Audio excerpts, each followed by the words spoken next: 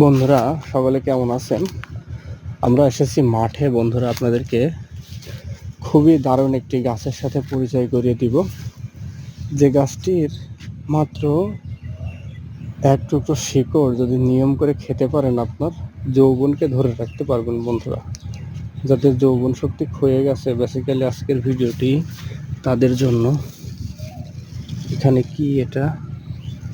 আজকের ভিডিওটি বন্ধুরা তাদের জন্য খুবই দারুণ একটি গাছের সাথে পরিচয় করিয়ে দিব, বলতে পারেন একটি শাক গাছ।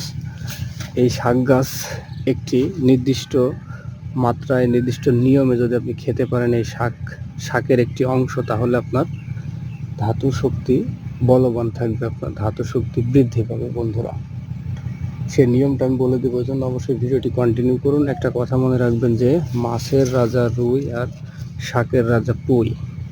এই পুঁই শাকে প্রচুর পরিমাণে ভিটামিন, প্রোটিন, মিনারেল রয়েছে।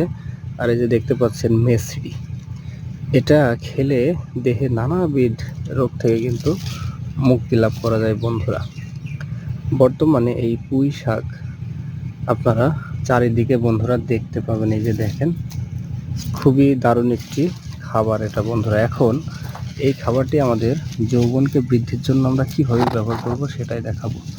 যৌবনকে ধরে রাখার জন্য বন্ধুরা, এর যে গোড়া দেখতে পাচ্ছেন না, এর এই গোড়াটা তুলবো আমরা, তুলে যে নরম শিকড় এটা পরিষ্কার করে নিব।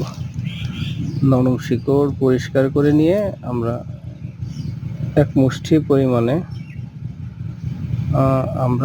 মুষ্টি পরিমাণে মিশ্রি এবং কলাইয়ের ডাল নিব। মিশ্রি চাইলে অল্পও নিতে পারি, নিয়ে শিকড়টা থেতো করে শিকড়ের রস, মিশ্রি এবং যে কলাইটা নিব, ওই কলাইটা দিয়ে আমরা একসাথে এটা খাবো।